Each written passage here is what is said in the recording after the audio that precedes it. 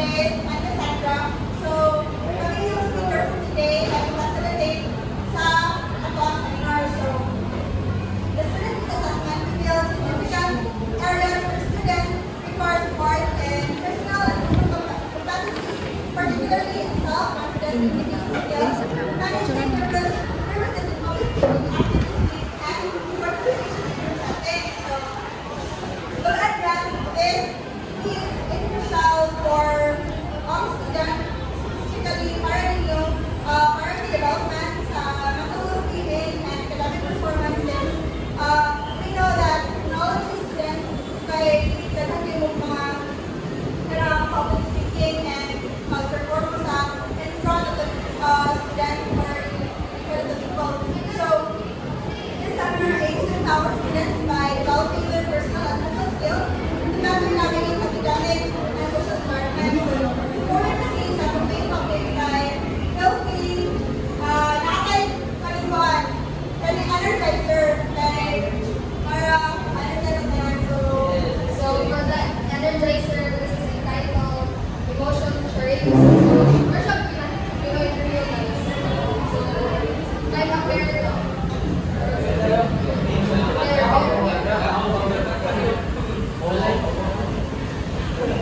so, regarding sa ligas, yun na ipakita yung mga pair, dahil ang usa mo yung gas.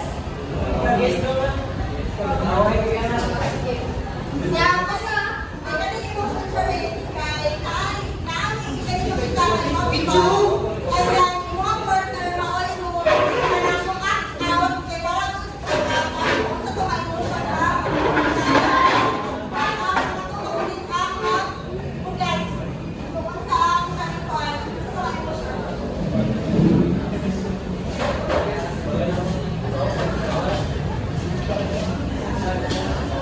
Sige, gano'n na lang para madalita.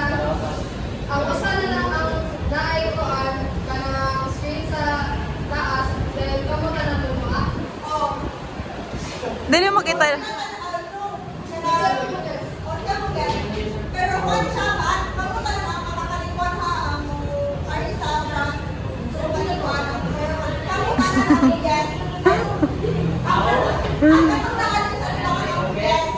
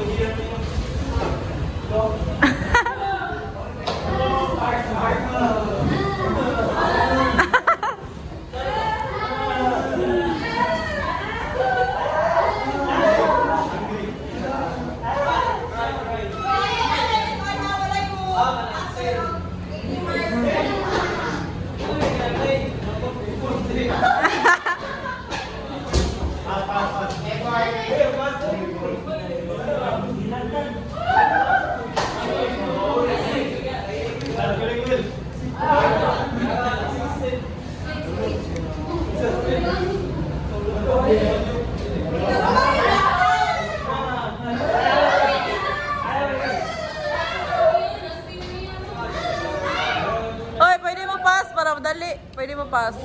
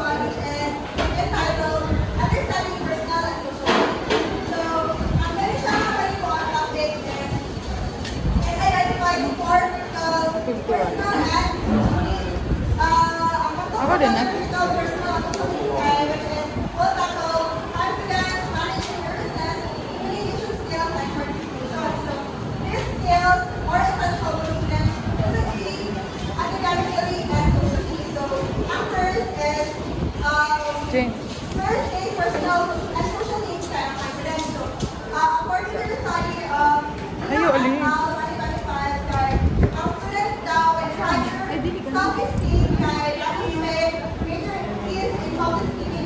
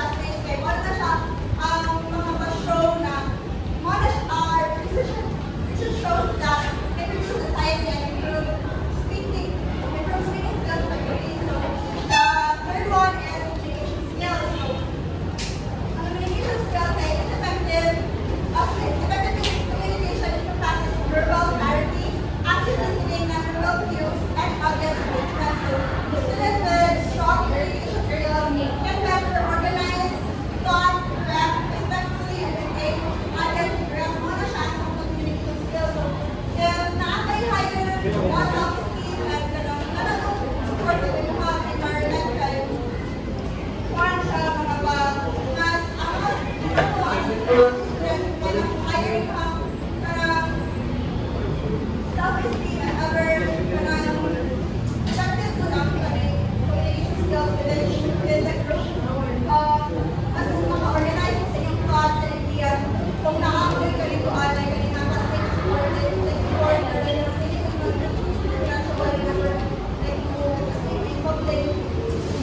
so communication competence is playing the higher self-esteem and better academic outcomes. So last year, after the presentation, we discussed the enhances learning and social belonging. However, business and low confidence often exhibit student involvement. So ang participation na rin kami, for example, at kanina na group ka and like ako ipag-guest. Basta mag-participate ng mga active ay mga discussions or communities kay mas mo high income self-esteem and confidence. And then research references the importance of these skills kay according to grade 1 kay he emphasizes that social anxiety, identity affects public speaking, performance creative, a cycle of avoidance and confidence. So ang interventions of social anxiety kay dapat peer support within the classroom. And the second one is the paper highlights that communication skills and participation are essential for academic success and social integration, implementing target skill building programs. So, according to Linaw, positive correlation between self-esteem and public speaking. Kay focus daw, ang daw self-esteem and public speaking kay it fosters kanikuan. It indicates that positive self-esteem and enhance communication effectiveness. So, ang balik kanikuan is structure kay number one, like solution or like what kay within the classroom support one speaking and public speaking in front of like kaya naman performance for them skills na kaya support ako or like I have questions for you. So, how do personal and social needs affect your academic and personal life according to my discussion earlier? So, how do personal and social needs affect your academic and personal life?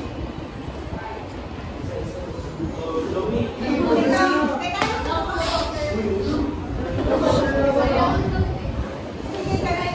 Kuhaan daw, yung sa daw, personal and social needs affect your academic and personal life. Kung dapat affect ba ang personal and social needs sa iyong academic and personal life?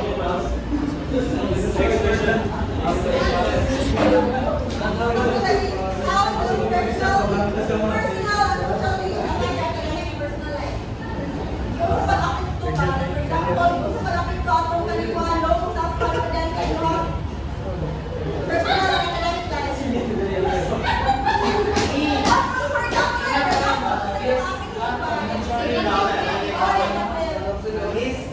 in a negative kalikuan.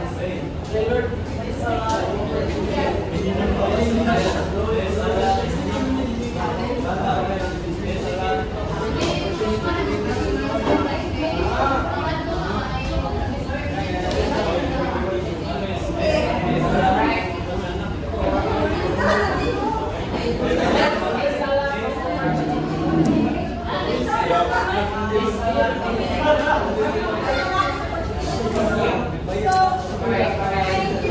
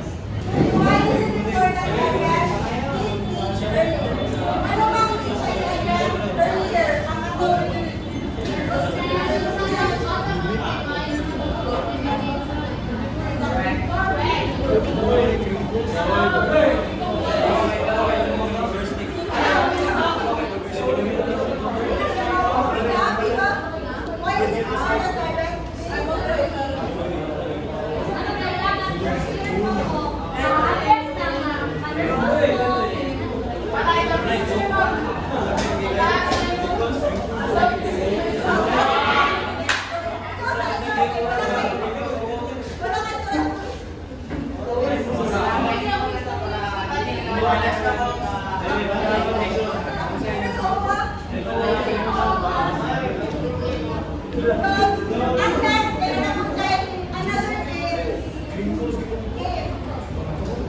Uy, uy, ikaw na.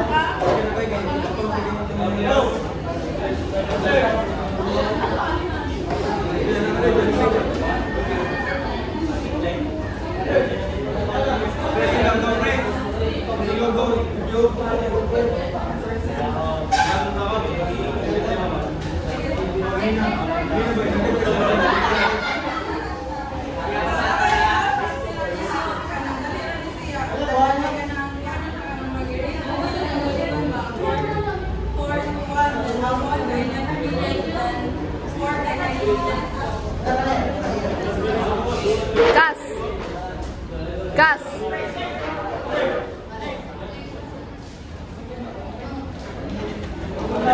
Hindi sa kayo. Ako braces kini.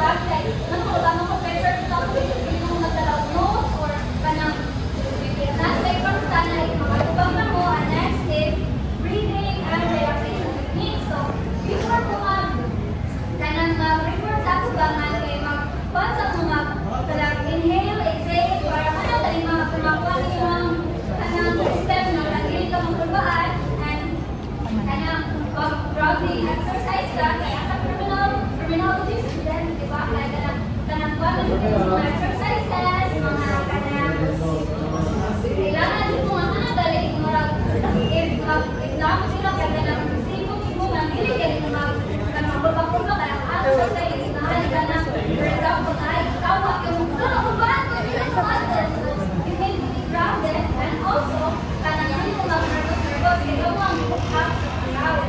And next is always practice positive self-talk. So, ano sila, ang self-talk ay usually kayo maging sa kalagay, one-on-one, but we all know that na terminology, they need sa nila, kaya for them to maintain good balance relationship to the people and kanibag, kamu silang naging sa balance sa society. Kamu, ignite mo, kamu ang tawag doon kay kanang mauna sila nga sa criminologists or police, kaya kanang sila ang makuha na magkitabi para mag-settle ang work. So, ano siya, reading and also start small and build up. So, ingon na, so man, I need so start small, like, mag-inay mo improve for you in order na ma-reach yung potential. And, hindi lang magkuhan nga kanang kay taas yung pressure, low pressure lang, like, kanang hinayal lang, pressure pa mo, like, up this down until the level. Kanang normalize nervousness. So, we all know that nervousness is normal na we humans experience anxiety, katubangan, like, normal human experiences. So, hindi na siya normal, it affect your personal, social, private, and kanang work-related outside life sa school. So, Last part ng reflection. So, di ba role play? Napa-discussion of the role play. Reflection na. Okay. After ano, role play naman. In order for me to improve, ako sa na siya, pinipinsin offer siya. Next, we have strategies to improve communication. Communication is very important since kanang most of us, kailangan yung dito ng communication, everything starts with communication. Magkitabi ka, magkitabi ako ba mo, kailangan kanang nasa na yung mga strategies for you to help you engage in the communication. First is active listening. So, if someone is talking or you are talking to someone, you should practice active listening. Naminaw ka, like ipakita din yung sa mga kanang yung pagsabi na naminaw ka, like for example, nagtawag mo sa mga amigo, like kanang galing, maminaw ka lang, ano mo yung sabi, hindi lang kayo, kanang naglalagay ka na sa lain niya, malit mo na yung kung sa loob mo, like, you need to kanang actively listen. Next is clear and respectful language. You need to use mga language na kanang hindi maka-hurt sa niya, like for example, kanang makikok siya nito, ay sila kabi-abiwan, magiging dito, sa buko ang buka,